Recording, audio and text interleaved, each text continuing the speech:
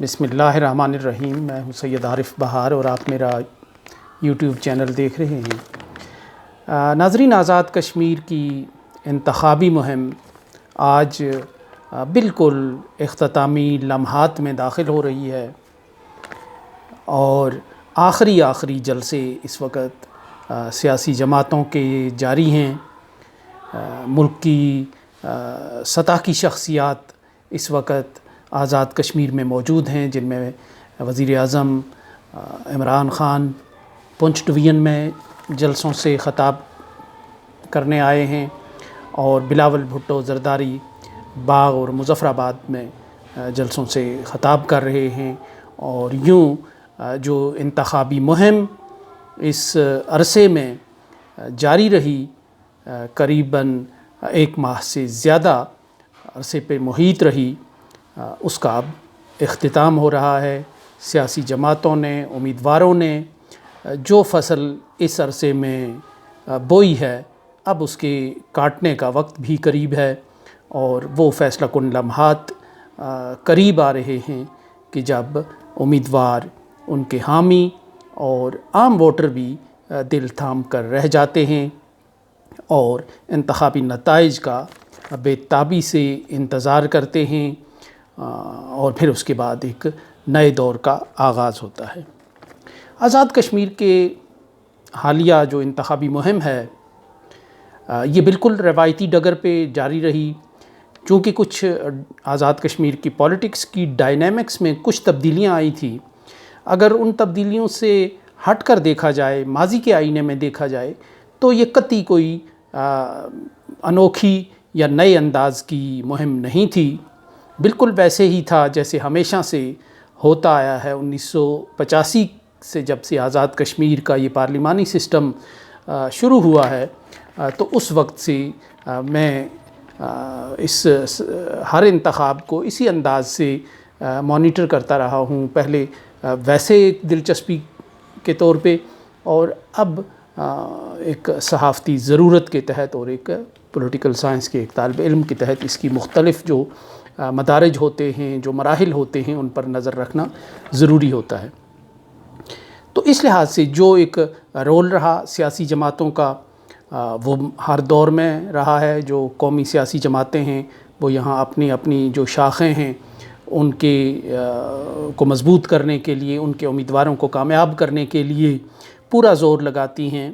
اور اسی طرح اگر وفاقی حکومت وہاں کسی جماعت کی موجود ہو اور موافق ہو، تو وہ پھر آزاد کشمیر میں اپنی جماعت کو ہر ممکن طور پر کامیاب کرانے کی نہ صرف کوشش کرتی ہے بلکہ اس کوشش میں کامیاب بھی رہتی ہے۔ اس حقیقت کے ساتھ پاکستان تحریک انصاف نے آزاد کشمیر میں کہ اس انتخابی اکھاڑے میں قدم رکھا، اور اس تاثر کے ساتھ، ماضی کے اس روایت کے ساتھ، اور یوں یہ ایک حقیقت بالکل پوری طرح موجود رہی، یہ پوری طرح عیاں رہی کہ پی ٹی آئی جو مرکز کی حکومت ہے، وہ آزاد کشمیر میں اپنی شاخ کو کامیاب بنانا چاہتی ہے۔ اس تاثر سے پھر بہت سی جو سیاسی صف بندی ہے وہ ہوئی، اور بہت سی ٹوٹ پھوٹ کا تعلق اس تاثر سے ہے جو ہمیشہ سے ایک معمول رہا ہے۔ تینوں بڑی سیاسی جماعتوں نے بڑے جلسے منعقد کیے اور اپنی کمپین کو زوردار انداز سے چلانے کی کوشش کی۔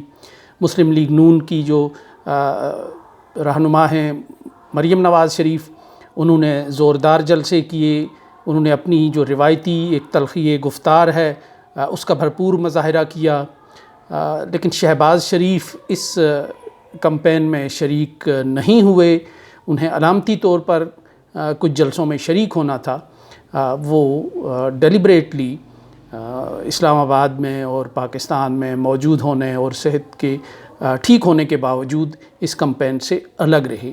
یہ ایک سگنیفیکنٹ بات ہے مسلم لیگ کی نون کی پولیٹکس میں، اور جو اس کے اندر کچھ فالٹ لائنز چل رہی ہیں، تو یہ اس حوالے سے بڑی اہمیت کی حامل بات ہے۔ شاید اس کو سطحی اور سرسری انداز میں لیا گیا ہو، لیکن اس کی اپنی ایک اہمیت ہے، اور شہباز شریف جو ہیں وہ جس چینل پر ہیں، وہ جس سٹریم میں ہیں، جس دھارے میں ہیں، وہ بھی کوئی ڈھکا چھپا نہیں ہے۔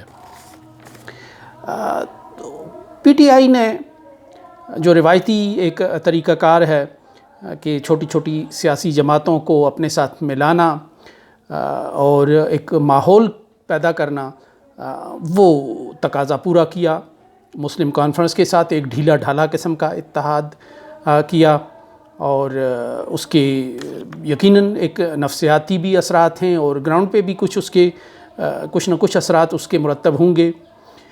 لیکن اسی طرح جعفریہ سپریم کونسل ہے، جمعیت العلماء اسلام فضل الرحمان گروپ کے ساتھ بھی کسی نہ کسی انداز سے کچھ نہ کچھ انڈرسٹینڈنگ اس طرح چل رہی ہے کہ اس کے جو امیر ہیں مولانا سعید یوسف صاحب، وہ آزاد حیثیت میں الیکشن لڑ رہے ہیں، اور اسی طرح جمعیت العلماء جموں و کشمیر کی طرف سے بھی حمایت حاصل کی گئی ہے۔ پھر جو تازہ واقعہ ہے اس حوالے سے، وہ وسطی باغ میں سردار تنویر الیاس کے مقابلے میں عبدالرشید ترابی صاحب جو ہیں جماعت اسلامی کے، ان کی دستبرداری ہے، اور یہ دستبرداری جماعت اسلامی کے اندر ایک نئے بھونچال کا ایک باعث بن گئی ہے، ایک آتش فشاں ہے جو بہت خاموش تھا۔ کچھ فالٹ لائنز تھیں جو ہمیشہ سے خاموش چلی آ رہی تھیں، بالآخر وہ اس فیصلے کے بعد پھٹ پڑی ہیں، اور سوشل میڈیا اب ان واقعات سے اور تبصروں سے اور ماضی و حال کی ان باتوں اور گلے شکووں سے بھرا پڑا ہے۔ یہ ایک اس الیکشن کی ایک خاص بات ہے۔ اور پھر اس الیکشن کی ایک خاص بات ہے کہ ایک سرکاری ریاستی ادارے کے افسر کا انتخابات میں اس کی انوالومنٹ کی بنیاد پہ یہاں سے تبادلہ کیا گیا۔ ایسا ماضی میں کبھی نہیں ہوا۔ اگر ماضی میں لوگ اس طرح انوالو بھی رہے، عملی طور پر بھی شریک رہے کچھ کارروائیوں میں، لیکن احتساب کا جو داخلی نظام ہے وہ زیادہ حرکت میں نہیں آیا۔ لیکن اس بار یہ بالکل ایک انہونی سی بات ہے، ایک عجیب سی بات ہے کہ ایک سرکاری ریاستی افسر پہ کچھ الزامات لگائے گئے، ان کی شکایت آرمی چیف تک ہوئی، اور پھر اس کے بعد ایک احتساب کا جو خودکار نظام ہے وہ حرکت میں آیا اور ان کا یہاں سے تبادلہ کر دیا گیا۔ تو اس طرح اب فوج تعینات کر دی گئی ہے پولنگ سٹیشنز پہ۔ الیکشن کمیشن نے، چیف سیکرٹری نے انتظامات کے مکمل ہونے کا اعلان کر دیا ہے۔ اب صرف یہ ہے کہ الیکشن کمپین ہونے کے بعد جو کمپین میدانوں میں جاری تھی وہ دوبارہ سمٹ کر پھر فیس ٹو فیس ملاقاتوں میں آئے گی، ڈور ٹو ڈور ملاقاتوں میں آئے گی، پردے کے پیچھے چلی جائے گی، اور جوڑ توڑ کا جو سارا عمل ہے وہ دوبارہ پردے کے پیچھے چلا جائے گا۔ اب اس الیکشن مہم کے اختتام پر کیا صورت بن رہی ہے آزاد کشمیر کی؟ میں سمجھتا ہوں کہ میں نے جہاں جہاں اپنے اس ویلاگ میں بھی یا کہیں باہر بھی اگر کسی ٹی وی چینل کو بھی انٹرویو دیا اپنا تجزیے کے طور پہ، تو میں آج بھی سمجھتا ہوں کہ انتخابی مہم کے اختتام تک منظرنامہ جو ہے وہ تقریباً اسی انداز سے تشکیل پا رہا ہے۔ پی ٹی آئی اپنے تأثر کی، ماضی کی، روایات کی جو کا فائدہ اٹھاتے ہوئے وہ آگے جا رہی ہے اور حکومت سازی کرتی ہوئی نظر آ رہی ہے۔ مریم نواز شریف کی تقریروں سے مسلم لیگ نون پر کوئی امپیکٹ پڑتا ہوا، یا اس کا جو مورال ہے یا اس کا جو گراف ہے وہ بلند ہوتا ہوا نظر نہیں آ رہا عملی طور پر۔ تقریریں بڑی جوشیلی تھی، جلسے ان کے پرجوش تھے گلگت بلتستان کی طرح، اور الزامات اور لفاظی اور جملے بازی بھی بڑی کمال کی تھی، لیکن اس کا گراؤنڈ پہ کوئی خاص طرح اثر نظر نہیں آ رہا۔